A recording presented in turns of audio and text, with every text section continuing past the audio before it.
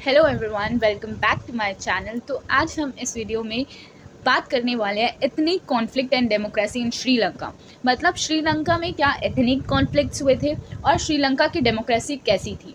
तो हम बात करते हैं कि श्रीलंका में 1948 के टाइम पे इंडिपेंडेंस चल रही थी और वहाँ के लोग डेमोक्रेसी को ही फॉलो कर रहे थे। बट जब डेमोक्रेसी फॉलो हो रही होती है तो वहाँ पे दो प्रॉब्लम्स होती हैं, या तो वहाँ पे मिलिट्री आ जाती है या फिर मोनार्की आ जाती है। बट श्रीलंका में ना ही मिलिट्री ने प्रॉब्लम दी ना ही मोनार्की ने प्रॉब्लम दी।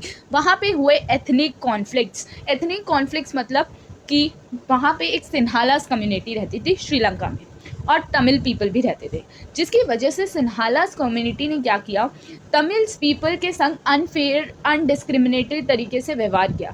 जिसके बाद क्या हुआ, क्योंकि सिन्हालास को लगता था कि जो तमिल पीपल हैं वो इंडिया को बिलोंग करते हैं, बट वो अगर श्रीलंका में रह रहे हैं तो वो श्रीलंका का पार्ट नहीं है, लेकिन वो वहाँ क्यों रह रहे हैं। इसकी वजह से श्रीलंकन गवर्नमेंट भी तमिल्स को कोई कंसेशन नहीं देती थी। इसलिए क्या हुआ, तमिल्स को लगा कि भाई कुछ भी हो उन्हें अपना हक चाहिए, तो उन्होंने एक मिलिटेंट तमिल नेशनलिज्म बनाया, जिसमें उन्होंने ये कहा, मतलब ये ऐसे लोग थे, ये चाहते थे कि मार धाड़ लड़ाई झगड़ा कुछ भी हो पर ये अपने हक को लेंगे। तो इसलिए इन्होंने अपनी एक मिलिट्री ऑर्गेनाइजेशन बनाई जिसका नाम था liberalisation Tigers of Tamil Eelam. Tamil Eelam का मतलब होता है they want a separate country. Tamil जो लोग थे वो एक सेपरेट कंट्री चाहते थे अपने आप के लिए।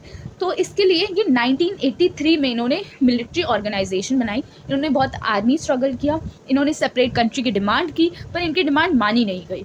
तो इन सब चीज़ों को देखते हुए रोल ऑफ इंडियन गवर्नमेंट ने इंटरफेयर करा श्रीलंका के मैटर में। फिर क्या हुआ, उसके बाद इंडियन गवर्नमेंट ने इंटरफेयर करा श्रीलंका के मैटर में। तो इंडियन गवर्नमेंट ने बहुत ज़्यादा नेगोशिएट किया श्रीलंका गवर्नमेंट के संग, बहुत सारी बातचीत की, डिस्कशन किए। उसके बाद 1987 में इंडियन गवर्नमेंट डायरेक्टली इन्वॉल्व हो गई श्रीलंका के मैटर में और हमने एक अकॉर्ड साइन किया, प्लस हमने सेंड प्रपोज टू श्रीलंका, हमने अपनी मिलिट्री अपनी फोर्सेस श्रीलंका में भेज दी। उसके बाद क्या हुआ, उसके बाद जब हमने अपनी मिलिट्री श्रीलंका में भेज दी तो ये तमिल्स पीपल और श्रीलंका की गवर्नमेंट को पसंद नहीं आया और उन्होंने बोला कि इंडिया श्रीलंका के इंटरनल अफेयर्स इंटरनल मैटर में इंटरफेयर कर रहा है। ये चीज़ बोलने के बाद इंडिया को लगा कि हमें ये बोला जा रहा है, तो इंडिया ने उनको उनके हाल पे छोड़ दिया। और 1989 में हमने जो Indian peace keeping force Sri Lanka में भेजी थी अपनी, हमने उनको वापस से एग्जिट करवा लिया बिना उनके ऑब्जेक्टिव को पूरा कराए। मतलब बिना हमारा जो मकसद था उन्हें भेजने का, हमने बिना उससे पूरा कराया उन्हें अपनी फोर्स को वापस ले लिया, क्योंकि उन्होंने बोला कि हम इंटरनल मैटर्स में अफेयर कर रहे हैं। उसके बाद क्या हुआ, इन सब चीज़ों के बाद भी जो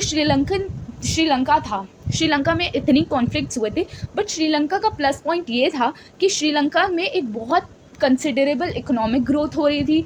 श्रीलंका का high level of human development, वहाँ पे लोगों की ह्यूमन डेवलपमेंट बहुत अच्छे से हो रहा था।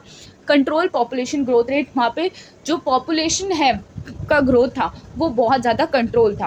और ये फर्स्ट ऐसी कंट्री थी जो लिबरलाइज इकोनॉमी थी, जिसकी इनका हाईएस्ट पर कैपिटा जीडीपी भी बहुत अच्छा था और ये डेमोक्रेटिक पॉलिटिकल सिस्टम को फॉलो करती थी। ये सारे श्रीलंका के प्लस पॉइंट थे। एंड इसी के साथ ये टॉपिक यहीं ख़त्म होता है। अगर आपको ये वीडियो अच्छी लगी तो please like share and subscribe. Thanks for watching.